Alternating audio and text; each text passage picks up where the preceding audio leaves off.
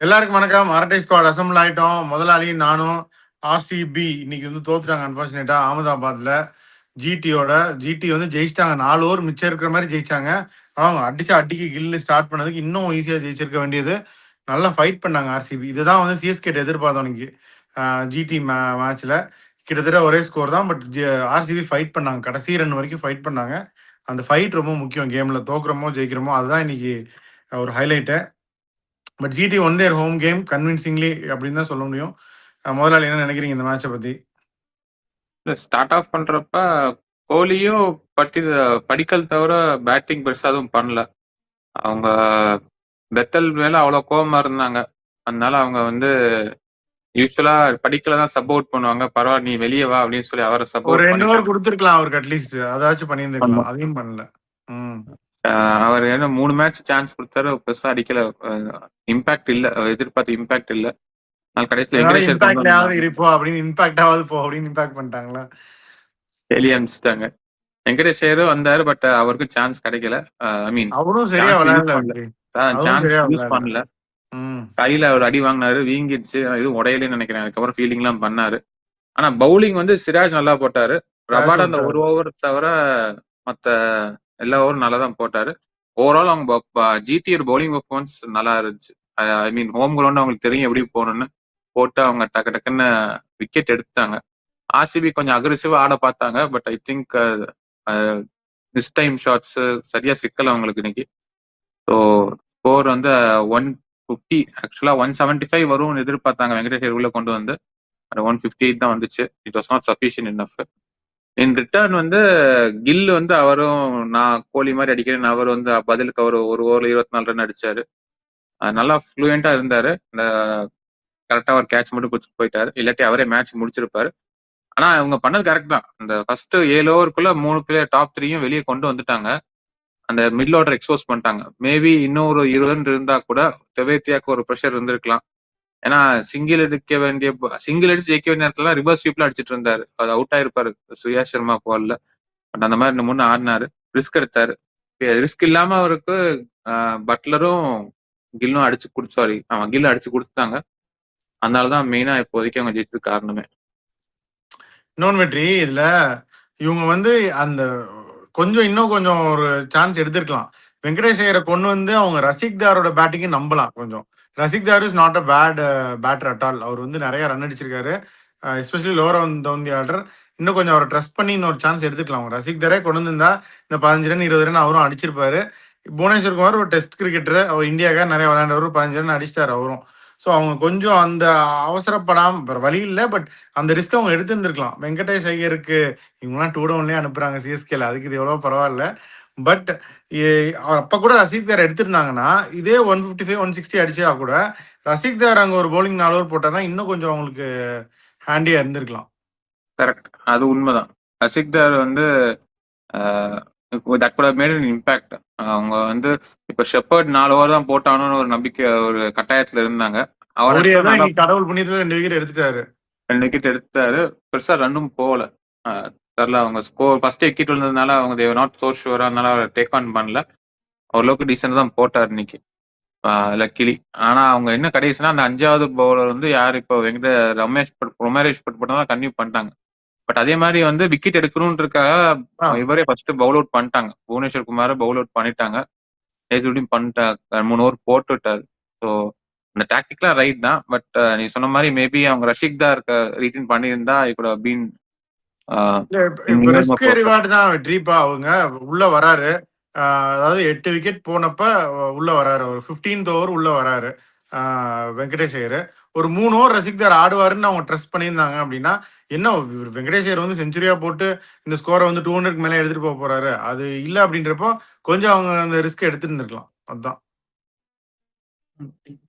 ஆனா புவனேஸ்வர் குமார், ஐ mean is been போன season 17 wicket தான் எடுத்தாரு. இப்ப இந்த அதுக்குள்ளேயே 17 விக்கெட் எடுத்துட்டாரு.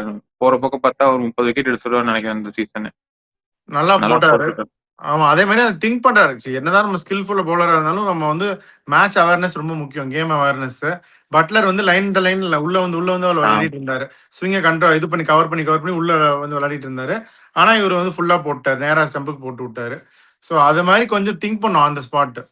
அத கோலி சொன்ன மாதிரி கோலி சொல்லி கொடுத்த மாதிரி எனக்கு தோணுது. பட் தெரியல, மேபி அவர் சொல்லியிருக்கா காமிச்சிருக்கலாம், இந்த மாதிரி போட்டு சொல்லியிருக்கலாம். பட் ஏன்னா முடிச்சவன கோலி தான் பேசிட்டு இருந்தாரு அவரு. ஸோ ம். கோலி இன்ஃபுளுன்ஸ் இருக்கலாம் எப்படியா அதனால. இருந்தாலும் அது எக்ஸலன்ட் கேம் அவேர்னஸ். அப்ப இவரும் அத கண்டிப்பா. கரெக்ட்டா எக்ஸிக்யூட் பண்ணிட்டாரு. ஸோ அதான் அந்த நேரத்துல பேட்டர நம்ம அவுட் திங்க் பண்ணணும். அதான் முக்கியம். அவர் உள்ள வந்து லைன கவர் பண்ணி இங்க தள்ளிட்டு இருந்தாரு. இவங்க நல்லா இது பண்ணிட்டாங்க. இந்த ஷாருக் கான் வந்து வாழ்க்கையில வந்து யாருக்காவது வாய்ப்பு வேணும் அப்படின்னா, ஷாருக் கானா பொறக்கணும். நானும் அதான் நெனச்சுக்கிட்டேன். லைஃப்ல வந்து எனக்கெல்லாம் சான்ஸ் கிடைக்கணும். எல்லாருக்குமே வாழ்க்கையில வந்து வேலை தேடுறவங்க, கல்யாணத்துக்கு பொண்ணு தேடுறவங்க எல்லாருமே வந்து வாய்ப்பு கிடைக்கணும் வாழ்க்கையில அப்படி சான்ஸ் கிடைக்கணும் அப்படின்னா, ஷாருக் கான் அளவுக்கு சான்ஸ் கிடைச்சா போதும்பா. லைஃப்ல செட்டில் ஆயிடலாம்பா அப்படின்னு நெனைக்கலாம். அவர் ஒரு வாக்கிங் விக்கெட் ஆயிட்டாரு. அவரு வந்து ஃபீல்டிங் வந்து இது பண்றாரு. கேட்ச் பிடிக்கிறத கூட இல்ல. அந்த யூசுவலா ஹோல்டர் நிக்கிறதுல நிப்பாரு. இப்ப ஹோல்டரா அந்த இடத்துல கேட்ச் பிடிச்சிட்டு இருக்காரு. பிளஸ் பேட்டிங் அப்ப வந்து வாக்கிங் விக்கெட் தான். அவர் வந்தா உறுதியா 10 பால், 10வது பாலுக்கு அப்புறம் விக்கெட் விழுந்துரும் அப்படின்னு உறுதியா இருக்காங்க. இதே மாதிரி கொடுத்துட்டு இருக்காரு. இப்ப சுந்தர் மட்டும் என்ன பண்ணாரு? அதையும் சொல்லுங்க. நம்பர் 4, நம்பர் 5 வர்றாங்க. 60 பாலுக்கு 40 ரன் அடிக்கணும். இந்த சேஸ முடிச்சு குடுக்க முடியலன்னா, அப்புறம் இவங்கலாம் எதுக்கு இருக்காங்க? இல்ல எனக்கு அதான் புரியல. அதாவது they could have selected the balls to attack. இல்ல அவங்க ஹோம் கிரவுண்ட் வேற. பிட்ச் சைஸ் தான் அவங்களுக்கு தெரியும். அது ரொமாரோ ஷூப்பர் பால்ல 2 பேரும் அவுட் ரொம்ப ஸ்லோவா ஆகுறாங்க. போட்டாரு. 2 பேரும் பிஹைண்ட் தமிழ்ல பேசிக்கிறாங்க. வா, வா, வா. போதும், போதும், போதும். அப்படிலாம் பேசிக்கிறாங்க. கடியாகிறாரு ஷாருக் கான் சுந்தர் மேல சிங்கிள்க்குலாம் வரலன்னா, இவ்ளோ நல்லா 2 பேரும் தமிழ்ல பேசி விளையாடுறாங்க. ஒரு 40 ரன் 60 பால் அடிக்க முடியல. அவங்க அதான் இப்ப ஜிடி வந்து இந்த டாப் 3 தான். அதை எக்ஸ்போஸ் பண்ணிட்டாங்க. அது டாப் 3 தூக்கிட்டா முடிஞ்சுன்னு. சாய் சுதர்ஷன் வந்து 2 மேட்ச் அடிச்சாரு, இல்லைன்னு சொல்ல. பட் அதுக்கப்புறம் கொஞ்சம் ஐ மீன் அதுக்கு முன்னாடி கொஞ்சம் இன்கன்சிஸ்டா இருக்காரு. ஸோ அந்த இது திருப்பி அவங்களால கொண்டு வர முடியுமான்னு டவுட் தான். இவங்க இப்போ அப் த டேபிள் வந்தாலும், இப்போ இன்னும் 5ல தான் இருக்காங்கன்னு நினைக்கிறேன். அப் த டேபிள் வந்தாலும் ஐ டோன்ட் திங்க் குவாலிஃபை ஆனாலும் ஐ டோன்ட் திங்க் தில் கோ த ஃபுல் லென்த். நெறைய கேப்ஸ் இருக்கு அப்படின்னு சொல்ற கரெக்ட் தான். டேவாட்டியா வந்து அட்லீஸ்ட் ஒரு 5 மேட்ச்க்கு ஒரு தடவையாச்சும் அட்லீஸ்ட் ஒரு ஒரு அடிக்கிறாரு. ஏதாவது ஒரு மீனிங்ஃபுல் கான்ட்ரிபியூஷன். இன்னைக்கு வந்து தேவாட்டியாவோடது ஸ்டார்ட் ஷேக்கியா இருந்தாலும் ஒரு மீனிங்ஃபுல் கான்ட்ரிபியூஷன் பண்ணியிருக்காரு. அத கூட பண்ணாம இவங்க இருக்காங்க. ஹோல்டரோட அடிஷன் வந்து கண்டிப்பா அவங்களுக்கு ஒரு எட்ஜ் குடுக்குது. பவுலிங்லயும் சரி, ஃபீல்டிங்லயும் சரி அவரோட எக்ஸ்பீரியன்ஸு ஆ அவங்க கொஞ்சம் லாஸ்ட் 2, 3 கேம்ஸா வின் பண்றது கேப்ஸ நீங்க பாயிண்ட் அவுட் பண்ணா எல்லாமே வேலிட் தான். பட் ஹோல்டர் வந்தது கொஞ்சம் அவங்க டீம் ஸ்ட்ரென்தன் பண்ணியிருக்கு. கண்டிப்பா. இப்போ பிலிப்ஸ் இருந்தாருன்னா அந்த எக்ஸ்ட்ரா ஃபீல்டிங் ஓகே. பட் அந்த ஹைட்டுக்கு ஹோல்டர் பண்ற கேட்ச் எல்லாம் கொஞ்சம் கஷ்டம். பிலிப்ஸ் பண்ணுவாரான்னு உறுதியா சொல்ல முடியாது. ஏன்னா அவரை டீப்ல தான் வச்சிருப்பாங்க. அந்த ஷார்ட்ல உள்ள வச்சிருக்க மாட்டாங்க ஒண்ணு. 2வது வந்து பவுலிங். கண்டிப்பா Philips will not be able to replicate what holders offer in the bowling department. இப்ப அவங்க வந்து அதனால தான் அவங்களால பிரஷித்தை வந்து கம்ஃபர்டபுளா உட்கார வைக்க முடியுது. ஏன்னா அவங்க வந்து ஹோல்டர் இருக்காரு, அர்ஷத் கானை வச்சு தேவைப்பட்டா ஃபில் பண்ணிக்கலான்ற மாதிரி தான் வச்சிருக்காங்க. பேட்டிங்கும் வந்து 2, 3 மேட்ச் அடிச்சாரு. இன்னைக்கு வந்து சிக்கல. பட் மத்த 2 மேட்ச் தான் அடிச்சாரு. ஸோ பிலிப்ஸ் இருக்கிற ஃபார்முக்கு கண்டிப்பா ஹோல்டர்ஸ் பெட்டர் ஆப்ஷன் தான். நல்லா ம். வைஸ் பிக் தான். ஆமா. ஆர்சிபிக்கு இன்னைக்கு bad day. But still they fought till the last run. அது ரொம்ப முக்கியம். ஆர்சிபி வந்து பேட்டிங் நீ சொன்னீங்க முதல்ல அந்த மாதிரி கோலி இப்போ அடிக்கிறது வரை யாரும் அடிக்கல. பட் கோயிங் ஃபார்வர்ட் இந்த எனிவே இது வந்து Triton tested championship winning unit. அதனால நத்திங் டு வரி. பட் நான் ஸ்டில் இன்னும் உங்களுக்கு நல்லது சொல்லணும் அப்படின்னா ஃபில் சால்ட் வந்துட்டாரு அப்படின்னா அவரை கீப்பிங் பண்ண சொல்லிட்டு ஜிதேஷ் அவங்க ட்ராப் பண்ணிட்டு வெங்கடேஷ் ஐயரே ஸ்ட்ரைட்டாவே அவங்க விளையாண்டுடலாம் நம்பர் 5ல. ஆனா அவங்க இப்ப பில் சால்ட் வந்து மோஸ்ட்லி பேக் தான் நினைக்கிறேன் அவருக்கு. முன்னாடி இந்த பேக் ஸ்பாசம் முன்னாடி வேர்ல்ட் கப் போய் ஆச்சு. அதுக்கப்புறம் இப்ப ஆனது. அவர் ஸோ ஐஎல்டி கீப்பிங். டுவெண்ட்டிலேயே அப்படிதான் குவாலிஃபயர்ஸ் விளையாடல. பேக் ஸ்பேஸ் இருந்து போயிட்டாரு. ஸோ அப்படி இருக்கப்ப அவர் வந்து கீப்பிங் பண்ண வைக்கிறது கொஞ்சம் டவுட் தான். அவர் ம். ஃபிட்டா இருந்தாலும் அவர் அந்த 20 ஓவர் உட்காந்து எந்திரிக்கிறதெல்லாம் குட் பி டிஃபிகல்ட் தான். ஸோ மோஸ்ட்லி ம். ஜிதேஷ் சர்மா கன்டினியூ பண்ணுவாரு. அவரு பெருசா அடிக்கல. பட் ஏதாவது ஒரு இன்னிங்ஸ் ஃபயர் பண்ணுவாருன்னு எதிர்பார்க்கறாங்க. ம். இப்ப இன்னொன்னு, நீங்க வந்து ரசிக் தார விளையாண்டீங்க அப்படின்னா, ஒரு சான்ஸ் குடுத்து பாருங்க. ஈவன் ஒரு க்ரூனலுக்கு அபோவ் கூட ஒரு நாள் ப்ரமோட் பண்ணி, Rasikh Dar has to offer with the bat அப்படின்னு கொஞ்சம் முன்னாடியே தெரிஞ்சுக்கங்க. மஸ்ட் வின் கேம்ஸ்க்கு போறதுக்கு முன்னாடி RCB. If they can try that கொஞ்சம் கான்ஃபிடன்ஸ் அவருக்கும் வரும். டீம் மேனேஜ்மென்ட்டுக்கும் அவர பேக் பண்றதுக்கு வரும். ஒரு ஒரு மேட்ச் அவர் ப்ரமோட் பண்ணலாம். ஒரு நம்பர் 6, நம்பர் 7, 6 கஷ்டம். ஒரு நம்பர் 7ஓ இல்ல நம்பர் 8ஓ அவர ப்ரமோட் பண்ணாங்க. ஒரு 10 பால் ஆட விட்டாங்க அப்படின்னா கொஞ்சம் தெரியும். அது அவங்க ட்ரை பண்ணலாம் RCB. It will be a meaningful experiment. கண்டிப்பா. பார்ப்போம். அவங்க என்ன அடுத்து இந்த இப்போ இதுல இருந்து என்ன மூவ் பண்ணாங்கன்னு பார்ப்போம். பட் அது ஐ திங்க் நல்ல பேட்டிங் விக்கெட் 180 ஸ்கோர் பண்ணா தினேஷ் கார்த்திக் சொல்லிட்டு இருந்தாரு. அது ரீச் பண்ண முடியாத வாஸ் த மெயின் ரீசன். 180 அடுத்து என்ன பண்ணணும்? பண்ணியிருந்தாங்கன்னா வெரி டஃப். ஓகே, அப்படியே போமா அடுத்த மேட்ச்சுக்கு. ஜெய்ப்பூர் ஜெய்ப்பூர் ஜெய்ப்பூர்ல RR Delhi Capitals versus RR. Starc வந்துட்டாரு. இது வந்து ஒரு பெரிய ஸ்டார்க் டிஃபரன்ஸ் ரெண்டு டீமுக்கு நடுவில் இருக்குமா? என்ன நினைக்கிற? டீம் சேஞ்சஸ் என்னென்ன இருக்கும் சொல்லு. ஃபர்ஸ்ட் இதுல இருந்தே சொல்லு. ராஜஸ்தான் ராஜஸ்தான் வந்து அவங்க போன தடவை வந்து அதே டீம் தான் அவங்க யூஸ் பண்ணுவாங்க. ஹெட்மேயர் உட்கார வச்சுட்டு அதே மாதிரி கன்டினியூ பண்ணுவாங்க. அவங்க வேற எதுவும் சேஞ்ச் பண்ணணும்னு அவசியம் கிடையாது. ஸோ மோஸ்ட் லைக்லி அதே டீமோட தான் போவாங்க. பட் பெரேரா ரவி வந்து பிஷ்னாய் எப்படியாவது விளையாடுறதுக்கு ஒரு வழி பண்ணா நல்லா இருக்கும்னு நான் நினைக்கிறேன். யாரு? ரவி பிஷ்னாய் அவர் வந்து ரவி பர்பிள் கேப் 2 வச்சிருந்தார் மேட்ச். ஒரு பாயிண்ட்ல. ரொம்ப harsh on him to make him sit out. ஆனா இவர் கொஞ்சம் நல்லா தான் போட்டாரு. ஐ மீன் 2-3 ரன்ஸ் கொடுத்தாரு. பட் விக்கெட் எடுத்துடுறாரு. In comparison to Ravi Bishnoi. Ravi Bishnoi வந்து ஃபர்ஸ்ட் 2 மேட்ச் எடுத்தாரு. அதுக்கப்புறம் இஸ் பீன் கொஞ்சம் டவுன் ஹில். கொஞ்சம் பழைய ரவி பிஷ்னாய் 2025 ரவி பிஷ்னாய் மாதிரி போயிட்டாரு. பட் அதனால கடைசியில அந்த லக்னோ மேட்ச்ல ஒரு பழைய டீமோட எடுத்தாரு. பட் அன்ஃபேர் அண்ட் நல்லா போடுறாரு. But difficult. இப்போ ஃபிட்டின் பண்றதும் கஷ்டம், வெளியே உட்கார வைக்கிறதும் கஷ்டமா இருக்கு. ஸோ அதனால ஹெட்மேயருக்கு பதிலாக ஷனாக்கா கன்டினியூ பண்ணுவாரு. அதே மாதிரி ஃபெரேரா வந்து ப்ரூவன். அதனால அவரும் கொஞ்சம் அப் தி ஆர்டர் பராக்கு அப்புறம் விளையாடுவார்னு எதிர்பார்க்குறோம். ஸோ அதே மற்றபடி டீம் எதுவும் போன டீம் இந்த வருஷம் இந்த டீம் எதுவும் மாற்ற மாட்டான்னு நினைக்கிறேன். விளையாடுவாரான்னு எதிர்பார்த்தாங்க. ஃபைனை மட்டும் போட்டு விட்டாங்க. ஸோ அதனால இல்லாட்டி ஜெய்ஸ்வால் கேப்டன் இருந்திருப்பாரு இந்த மேட்ச்சுக்கு. ஸோ பராக் அதே தான் கண்டினியூ பண்ண போறாங்கன்னு நினைக்கிறேன். வேற எதுவும் சேஞ்ச் இல்லை. டிசி என்ன நினைக்கிற? லுங்கி வந்து ட்ரைனிங் ஸ்டார்ட் பண்ணிட்டாரு. பட் ப்ராப்ளி இந்த வீக் பரவாயில்ல அடுத்த வீக் தான் அவங்க விளையாடுவார்னு எதிர்பார்க்குறோம். கன்கஷன் ரூல் இருக்குல்ல வெற்றி, 10 நாள்னு சொல்லி 10 days 10 days rule. Concussion protocol. So எப்படி இருந்தாலும் அவர் ட்ரைனிங் ஆரம்பிச்சிட்டாரு. ஸோ 10 அதனால நாள் முடிஞ்சா விளையாட ஆரம்பிச்சிருவாரு. ஆமா. ஸோ அது ஒன்று. ஸ்டார்க் திருப்பி வந்துட்டாரு.